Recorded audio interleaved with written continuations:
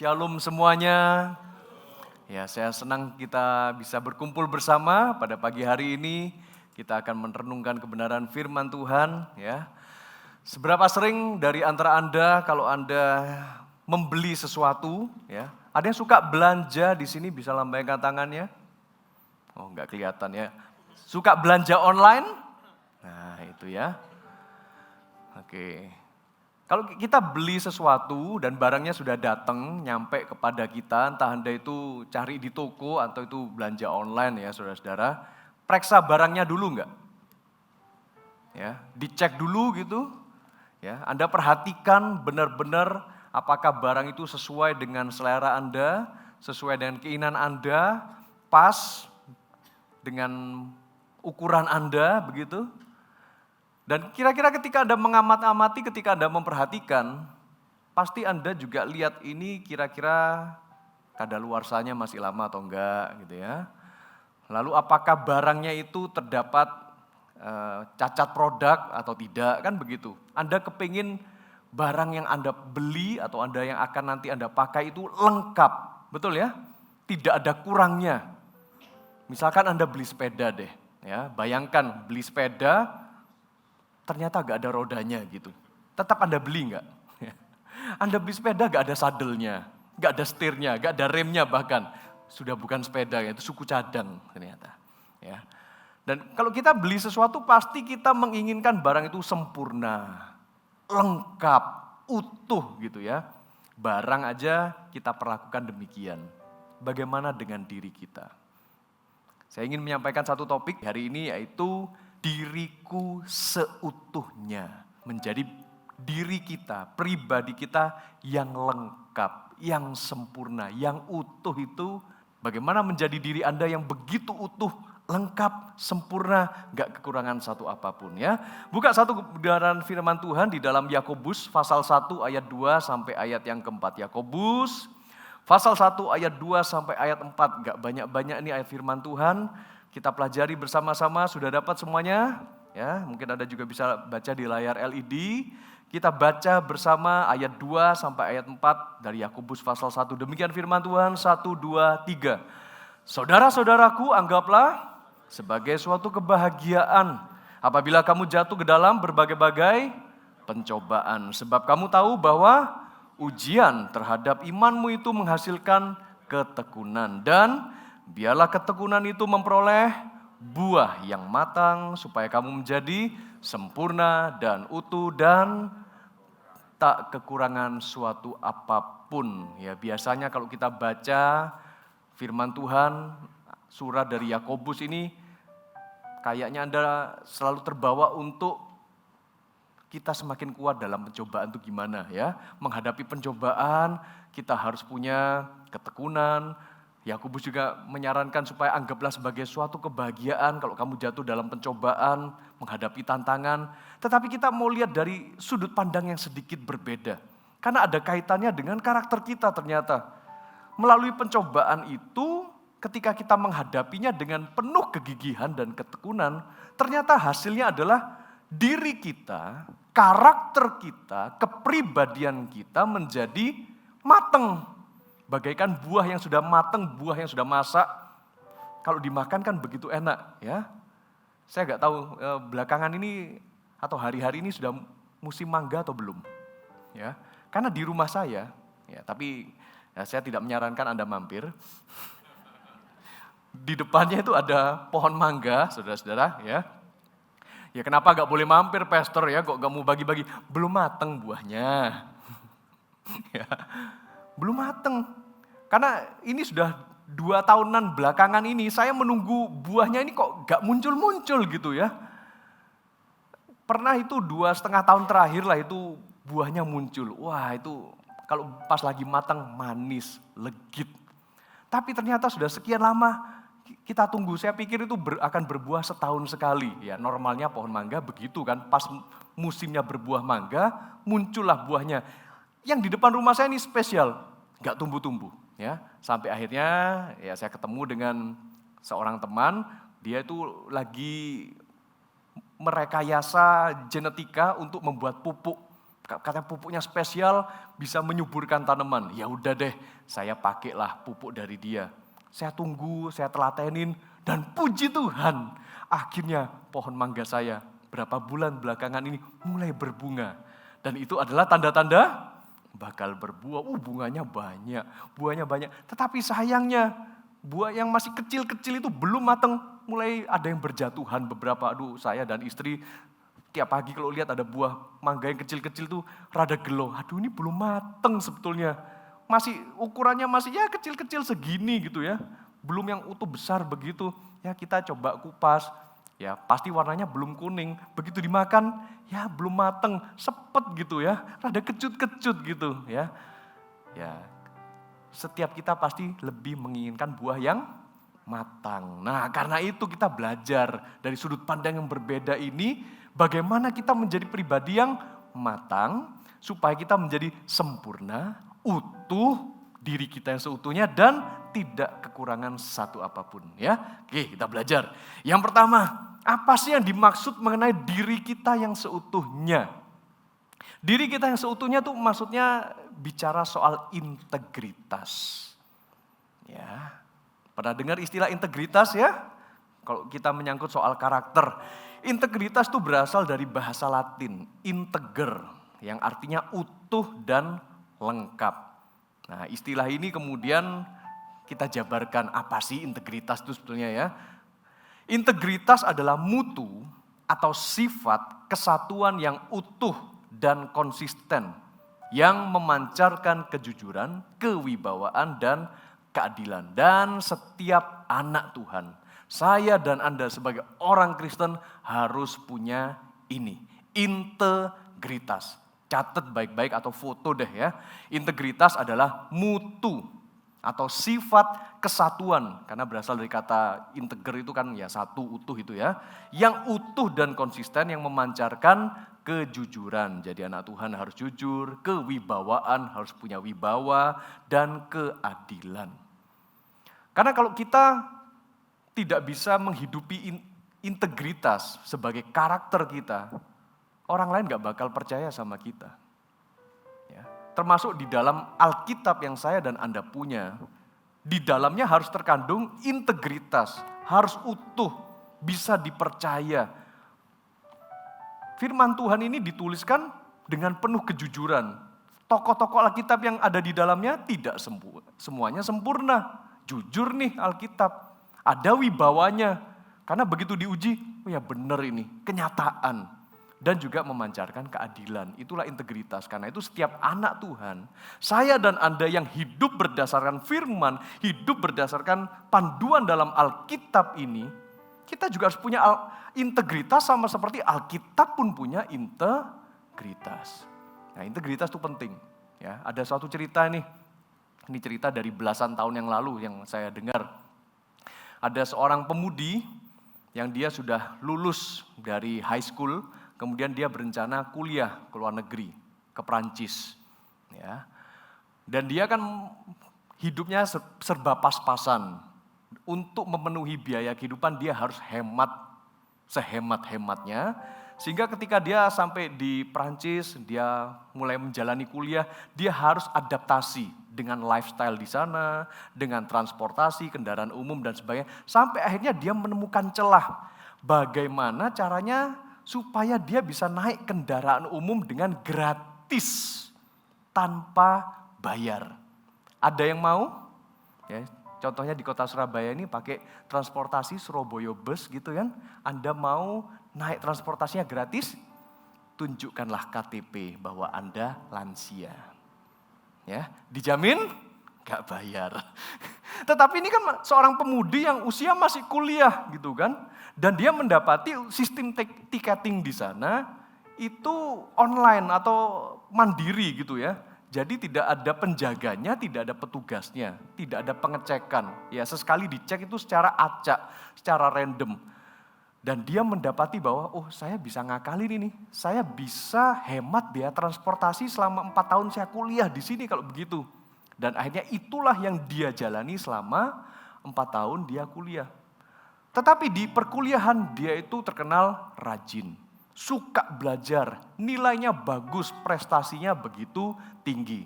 Singkat cerita, tahun keempat luluslah dia dari kuliahnya dan mau melamar pekerjaan di Paris. Dia lamar di satu perusahaan, sudah diinterview, sudah dilihat mengenai nilai-nilainya, tetapi dia ditolak. Pindah lagi ke perusahaan yang lain, dipuji nilainya begitu bagus, lulusan dari universitas terbaik, tetapi dia juga ditolak. Pindah lagi ke perusahaan lainnya, ini, itu, dan sebagainya, selalu ditolak. Dia kan kemudian jadi marah, kenapa sih kok saya setiap kali melamar pekerjaan di tiap perusahaan yang elit, mereka memuji nilai saya, memuji prestasi saya, tetapi selalu ditolak. Dia lapor ke Departemen Tenaga Kerja yang ada di Paris waktu itu. Kemudian dia menyampaikan, kalian ini rasis ya, saya ini sudah mati-matian kuliah, saya sudah dapat nilai yang terbaik, saya interview melamar pekerjaan, kenapa selalu ditolak? Lalu ketua dari Departemen Tenaga Kerja itu menyampaikan gini ya Dek ya, ternyata kami mendapati bahwa selama 4 tahun kamu ada di Paris ini, kamu itu ternyata tidak jujur di dalam area menggunakan transportasi umum. Karena memang sistem transportasi kami itu tiketingnya mandiri, tidak ada pengawasan ya, sesekali adalah pengecekan secara random. Didapati pada minggu pertama kamu kan ketangkep, kamu naik kendaraan umum tidak ada tiketnya. Kami anggap itu suatu kewajaran, oh wajarlah ini pendatang baru dari luar negeri, gak ngerti sistem tiketing di sini, kami lepaskan. Tapi sempat juga dalam waktu 4 tahun itu secara random 2-3 kali ketangkep lagi. Dan kami menyimpulkan bahwa gak mungkin ini, selama 4 tahun tinggal di sini, tidak pernah menggunakan transportasi umum sama sekali, tidak pernah terlacak identitasnya, pasti ada sesuatu yang salah. Memang kami tidak selalu bisa mengawasi Anda 24 jam, tetapi kami dan setiap perusahaan yang sudah kamu layangkan lamaran pekerjaan itu, menyimpulkan bahwa kamu tidak jujur.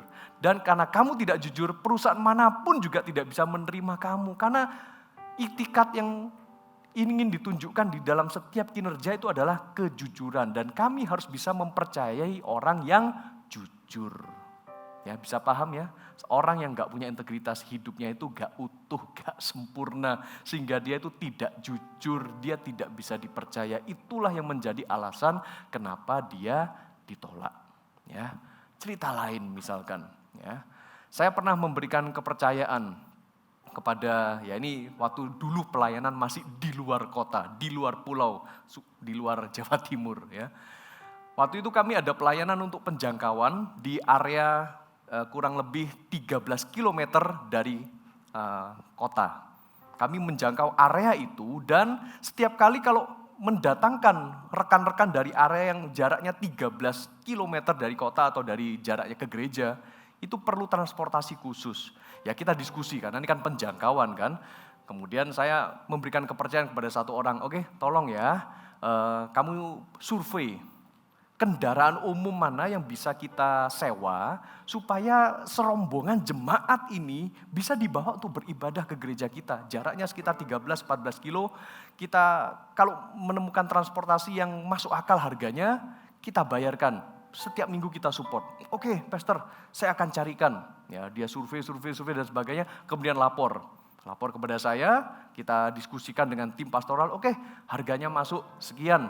Oke, jadi setiap minggu berjalanlah. Kita memberikan fasilitas transportasi gratis bagi jemaat yang jaraknya sekitar 13-14 kilo itu dari gereja, setiap minggu didatangkan, beribadah. Mereka digembalakan, masuk di dalam connect group. Ya. Sampai suatu ketika, ya, saya rada iseng, tapi iseng ini iseng yang berguna. Ya.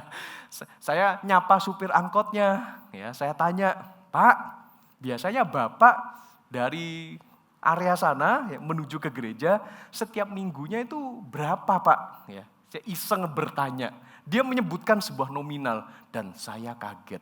Nominalnya itu di bawah dari yang diajukan sama jemaat ini. Nah loh. Ya, dia menyebutkan nominalnya 75% daripada yang disampaikan. Jadi selama ini, waduh itu sudah berjalan, ya rada sakit sih ya. Sudah berjalan sekian tahun, katakanlah 1-2 tahunan lah, kurang lebih begitu. Ya. Lalu saya konfirmasi sama yang koordinator angkot ini, yang jemaat ini saya tanyain, biaya yang kamu keluarkan untuk transportasi ini berapa? Oh sekian pastor. Bener ya. Saya tanya loh sama supir angkotnya. Langsung wajahnya berubah. Dari merah, marah gitu ya, lalu tidak terima. Loh, lalu kenapa? Loh, kok malah nantangin saya. Kan saya nanya, saya nyuruh kamu survei. Saya minta harganya berapa? Harga kenyataan. Karena saya harus memberikan kepercayaan. Saya mempercayai kamu loh.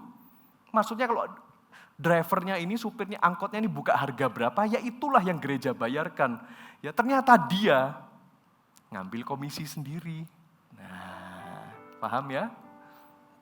Apakah ada integritas di sana? Sama sekali tidak ada. Itu yang membuat saya kecewa sama dia. Kalau gitu maaf, kami tidak bisa pakai jasamu lagi. Kita akan langsung kontekan sama supir angkot. Marah dia. Kok bisa marah loh? Yang salah kok yang marah. Bisa paham ya? Apakah dia pribadi yang berintegritas dan utuh? Oh tentu tidak. Karena dia sudah memanipulasi angka. Oke. Kalau kita bicara tentang utuh itu artinya kita tuh harus menjadi orang yang sama. Orang yang sama dimanapun kita berada. Orang yang sama baik di dalam ruang ibadah ini, di dalam gereja ini maupun di kampus kalau Anda itu kuliah, di luar di kantor atau di dalam rumah tangga Anda. Mungkin Anda sebagai suami istri datang di sini bergandengan tangan, murah senyum dan sebagainya. Apakah Anda orang utuh yang sama ketika pulang ke rumah, suami istri masih bisa saling senyum atau ternyata sudah buang muka ya. Di sini mungkin bergandengan tangan, di rumah cakar-cakaran ya. Apakah Anda berintegritas? Apakah Anda orang yang utuh, orang yang sama ya? Sama seperti yang cerita tentang gadis tadi yang kuliahnya di Paris itu ya. Dia mungkin orang yang kelihatannya berprestasi, nilainya tinggi di kampus iya. Tetapi di transportasi umum dia orang yang licik dan dia adalah penipu. Oke, jadi mari kita belajar menjadi orang yang utuh, orang yang sama. Baik di dalam rumah Tuhan maupun di rumah sendiri, maupun di kantor Anda, maupun di pekerjaan Anda. Ya, mungkin Anda berkata, oh enggak Pak, saya pastikan bahwa saya orang yang sama Pak. Baik ketika di gereja maupun di kantor Pak. Loh maksudnya gimana? Iya Pak, saya datang ibadah kan saya selalu terlambat. Saya orang yang sama Pak, ke kantor pun saya juga selalu terlambat. Ya, bertobatlah. Ya, Anda harus belajar dong datang tepat waktu kalau datang ibadah. Ya, datang ke kantor juga tepat waktu, itu orang yang sama. Ya, jangan sampai istilah bahasa Jawa. Ya, isuk dele sore tempe. Paginya masih kedelai, sorenya sudah jadi tempe. Wah gak bisa dipegang ngomongannya orang ini ya. Mari kita menjadi pribadi yang utuh. Ucapan kita dimanapun kita berada tetap sama dan sama-sama bisa dipegang. Oke, berikutnya kita belajar bagaimana kita bisa menjadi diri kita yang seutuhnya. Menjadi pribadi yang berintegritas. Baca lagi nih ayat 2 sampai ayat yang keempat tadi ya. Ada kata-kata yang perlu kita highlight nih. Ayat 2, saudara-saudaraku anggaplah sebagai suatu kebahagiaan apabila kamu jatuh ke dalam berbagai-bagai pencobaan. Fokus dulu pada pencobaan. Sebab kamu tahu bahwa ujian terhadap imanmu itu menghasilkan ketekunan. Ada pencobaan, ada ketekunan. Ya, dan biarkan ketekunan itu menjadikan kita buah yang matang supaya jadi sempurna, utuh dan tak kekurangan satu apapun. Ya, kita coba belajar tekun saat menghadapi berbagai-bagai pencobaan. Ya, untuk kita membangun kehidupan yang berintegritas, untuk kita menjadi pribadi yang seutuhnya, maka ayo jemaat, kita perlu tekun saat menghadapi berbagai-bagai pencobaan. Ternyata pencobaan yang Tuhan izinkan terjadi buat kita, itu bisa membentuk karakter kita. Nah inilah sudut pandang yang perlu kita pelajari. Pencobaan, tantangan, kesulitan hidup itu ternyata membentuk kita jadi tekun, membentuk kita jadi utuh, matang, sempurna gitu ya. Oke, sudut pandang kita terhadap pencobaan, mari kita lihat berdasarkan Alkitab. Pencobaan itu ternyata adalah, tadi Yakobus menuliskan, sebab kamu tahu bahwa ujian terhadap imanmu itu Berarti pencobaan yang Tuhan izinkan itu adalah sebagai ujian terhadap iman kita. Tuhan menginginkan agar saya dan Anda punya kualitas iman sejati. Ya, kualitas iman yang kuat, yang kokoh. Dan iman itu juga sejalan dengan karakter kita ternyata. Karena gak mungkin begini, ada orang yang imannya sangat kuat, sangat percaya Yesus, sangat cinta Yesus, tapi nipu. Gak mungkin kan, Anda pasti gak akan percaya. Ya. Jadi kalau kita memiliki iman yang kokoh, iman yang teguh, percaya habis sama Tuhan Yesus, saya percaya hidup kita akan semakin jujur. Hidup kita akan semakin dipercaya oleh orang lain. Kan agak mungkin seolah-olah kita hidupnya takut akan Tuhan. Kita ngomong dengan mulut kita, aku percaya Yesus, aku sangat beriman. Aku menggantungkan seluruh pengharapanku, semuanya hanya pada Yesus. Doa-doaku aku pasrahkan semuanya, jawabannya terserah Tuhan Yesus. Kelihatan kayak orang beriman banget gitu kan kata-katanya. Tetapi waktu pinjam uang gak pernah dibalikin. Ya kan? Gak bisa dipercaya. Ya, waktu janjian gak pernah ditepati. Mungkin seolah-olah pernyataan imannya itu keren. Tetapi karakternya tidak mencerminkan. Gak bisa begitu dong. Iman harus sejalan juga dengan karakter. Karena itu lewat pencobaan yang disebut sebagai ujian terhadap iman. Ya, sebenarnya rada terselubung ini ujian terhadap iman dan karakter sekalian ya. Karena itu iman kita harus diuji. Iman kita harus dicoba. Cara cobanya gimana? Melalui masalah, tekanan, himpitan, serangan entah dari orang lain maupun godaan dari dalam diri kita sendiri. Oke. Dan bagaimana tentang ketekunan? Ternyata dengan kita dicobai, Tuhan itu ingin menghasilkan ketekunan dalam diri kita. Nah, kata ketekunan itu dalam bahasa Yunaninya adalah hupomone. Ya, sedikit-sedikit belajar lah ya bahasa Yunani, bahasa aslinya Perjanjian Baru ini ya. Hupomone, apa artinya hupomone ini? Bahasa Inggrisnya adalah steadfast endurance. Wah, endurance, daya tahan. Dengan kata lain, hupomone atau steadfast endurance ini bahasa Indonesianya adalah daya tahan yang teguh. Endurance ya, ini kayaknya kalau istilah pelari ngerti nih ya, apalagi di sini ada beberapa teman-teman pelari saya ini ya.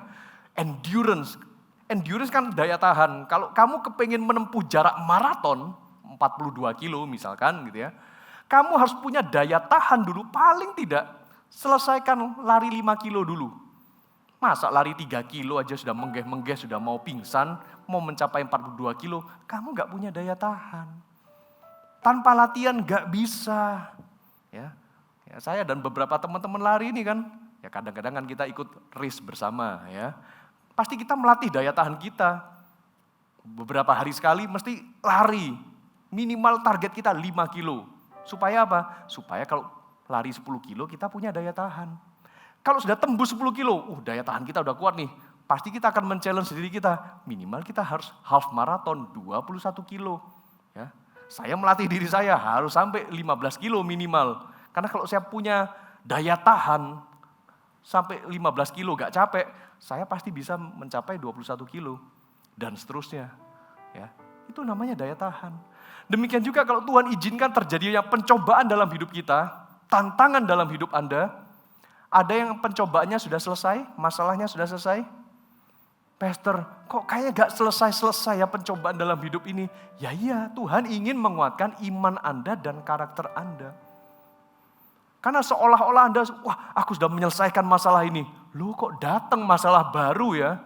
Supaya iman Anda semakin teruji. Ya, senggol sebelah kiri kanannya katakan, sabar ya menghadapi setiap tantangan dan cobaan ya. Itu demi karaktermu teruji, imanmu teruji loh ternyata, puji Tuhan ya. Dan dalam hidup ini percaya atau gak percaya, akan selalu banyak ujian terhadap iman kita ya. Berupa apa? Kesulitan hidup ya. Kita harus berjuang soal perekonomian kita ya. Anda sudah berusaha nabung, investasi, selalu aja kok diizinkan dalam hidup ini. Kok ada ya krisis keuangan terjadi menimpa Di perusahaan lah, di kerjaan lah, di negara ini dan sebagainya, kebijakan keuangan yang silih berganti mungkin. Ada aja ya, tekanan orang lain terhadap iman kita. Ya, entah ada orang yang mendemo supaya gereja gak boleh dibangun ya, oleh kaum intoleran. Belakangan ini kan marak lagi kan, muncul lagi kan.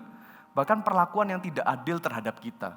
Entah diperlakukan tidak adil oleh teman sekantor lah, sama tetangga lah, sama keluarga sendiri dan sebagainya. Itu ujian terhadap iman kita. Supaya Anda semakin ya sabarlah, supaya Anda semakin bergantung kepada Tuhan. Dan belum lagi muncul godaan-godaan dari dalam diri sendiri. Kalau pas lagi gak ada modal, mungkin Anda gak terlalu tergoda lah ya. Tapi begitu tabungan sudah mulai banyak, nah udah mulai banyak keinginan. Tergoda sudah mulai. Tergoda mengikuti gaya hidupnya orang lain yang lebih. Misalkan hati-hati terhadap medsos, saudara-saudara. Kadang-kadang orang kan di medsos ya, lihat entah di Instagram dan sebagainya itu ya. Kita lihat gaya hidupnya orang lain yang apalagi yang suka flexing gitu. Tahu flexing? Pamer kekayaan. Kan temenku dulu nih, sekarang udah punya ini, punya itu. Padahal loh, kan belum tentu punyanya dia. Mana tahu dia tuh cuma pinjem di foto, dipegang, lalu di video, kelihatannya punya dia. Padahal ya dia juga gak ikut punya, nyewa ternyata. Kok Anda juga jadi ikut iri kebakaran jenggot? Ya, padahal Anda cukur tiap waktu ya, gak ada jenggotnya. Ya. Nah oke saudara-saudara. Karena itu karakter yang diperbaharui berasal dari kualitas iman yang teruji. Ya, semata-mata ketika Anda mengalami pencobaan, mengalami ujian terhadap iman Anda, imanmu diuji, karaktermu pun ikut diperbaharui. Iman semakin kuat, karakter Anda pun juga semakin baik ya. Jadi dari surat Yakobus ini kita belajar iman diuji agar kita memiliki daya tahan yang menjadikan kita sempurna, utuh dan tak kekurangan apapun. Ya. Sempurna, utuh dan tak kekurangan apapun. Nah, tak kekurangan itu juga penting. Ya. Karena kalau terus-menerus kita merasa kekurangan, maka jadinya ya suka minta ya kan. Orang yang mentalnya kekurangan pasti suka minta. Lalu kalau sudah minta akan memanipulasi orang lain supaya diberi. Gimana pun lah caranya, menghalalkan segala cara supaya dapat. Contoh, tahu yang namanya Gehazi? Ya, pernah baca ya Perjanjian Lama ya, dalam Dua Raja-Raja. Ya, nanti baca deh ceritanya. Dua Raja-Raja pasal 5. Gehazi ini adalah asistennya Elisa, Nabi Elisa. Nabi Elisa sudah menyembuhkan Naaman dari penyakit kusta. Dan karena Naaman ini sudah sembuh dari penyakit kusta, maka dia kepingin memberikan upeti kepada Elisa. Elisa, terima kasih ya, kustaku udah sembuh, aku udah tahir kembali, udah seger nih, udah gak penyakitan, kulitku udah mulus, bersih.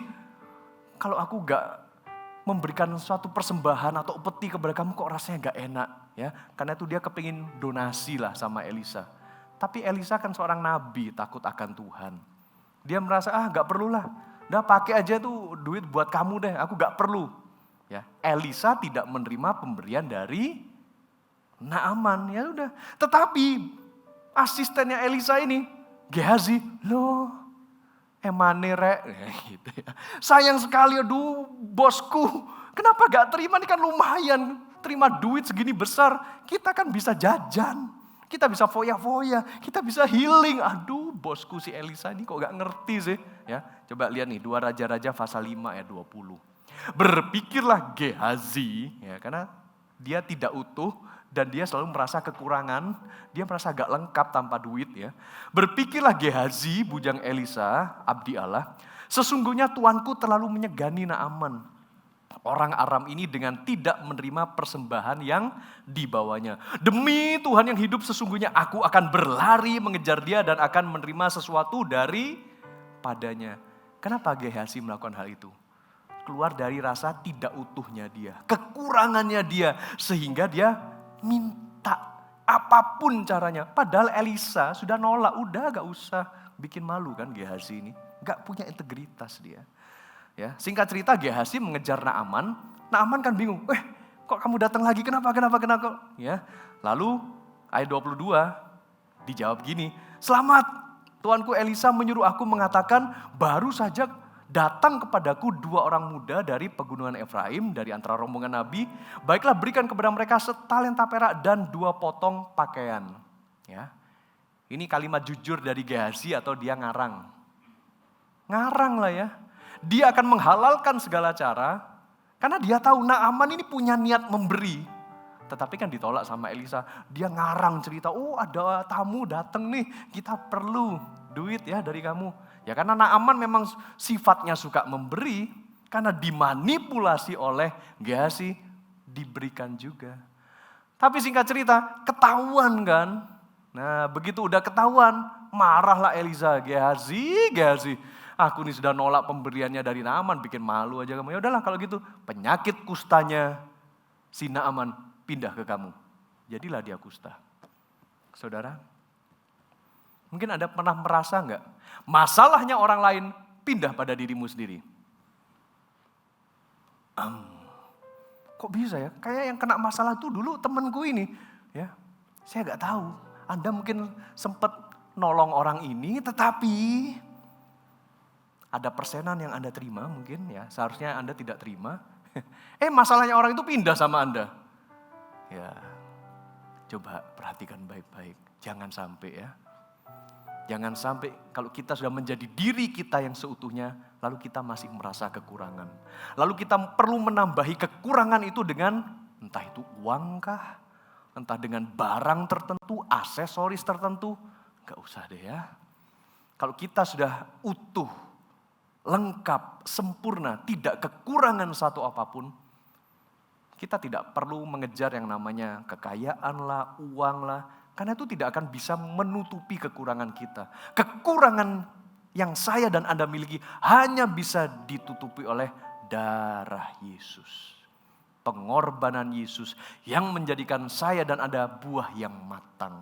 Lewat ketekunan kita menghadapi cobaan. Menjadikan saya dan Anda sempurna, utuh, dan tidak akan merasa kekurangan apapun. Sehingga kita gak perlu manipulasi temen lah, manipulasi sesama anggota CG. Jangan bilang-bilang ya. Supaya berkatmu tidak pergi kemana-mana, pinjam dululah 100. Gak usah gitu. Gak usah gitu. Gak usah merasa kekurangan sampai kayak gitu. Ya. Gak usah manipulasi.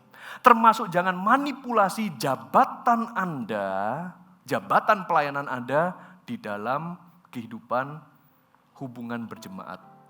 Baru aja kemarin, ini cerita seger nih kemarin. Saya ketemu dengan teman lama saya dari luar kota. Pas dia datang ke kota Surabaya untuk mendampingi anaknya wisuda. Kami makan malam bersama, lalu dia cerita. Karena saya tanya tentang temannya yang lain.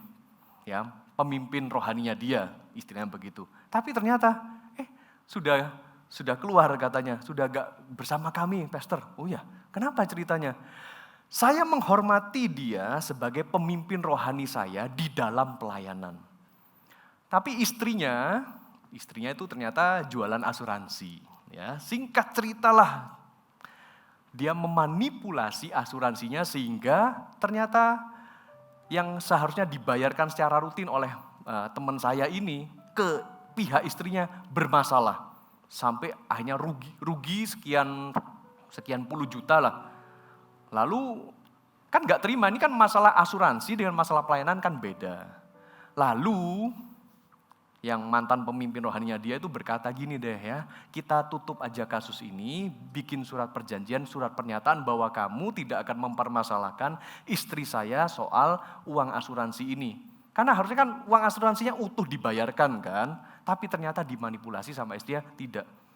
Lalu teman saya jawab gini, bro, kalau untuk urusan pelayanan, berhubung kamu adalah pemimpin di atas saya hormat sama kamu. Tapi kalau ini bicara soal urusan asuransi, ini kan di luar pelayanan gereja. Ini gak ada hubungannya. Ini juga harus diselesaikan secara profesional bila perlu secara hukum. Bisa paham ya? Jadi jangan menggunakan jabatan untuk memanipulasi kekurangan Anda juga. Hati-hati makanya. Loh pastor, boleh nggak kita sesama jemaat jadi partner bisnis, rekan bisnis? Bisnis is bisnis, silakan. Tetapi Anda harus punya integritas. Anda orang yang sama atau tidak? Sebagai pelayan Tuhan, jangan menggunakan pelayanan Anda, otoritas Anda untuk Anda mengendalikan rekan Anda yang lain. Ya. Anda harus jujur dalam usaha, jujur dalam bisnis, jujur dalam keuangan, termasuk juga jujur dalam pelayanan. Gak bisa cuman kelihatan jujur di pelayanan, tetapi di dalam usaha tidak jujur sama sekali. Anda bukan orang yang utuh. Karena itu mari kita belajar sama-sama menjadi orang yang utuh. Ya, diriku yang seutuhnya. Bertekunlah saat iman kita diuji melalui berbagai percobaan agar karakter kita dibentuk semakin utuh. Ya.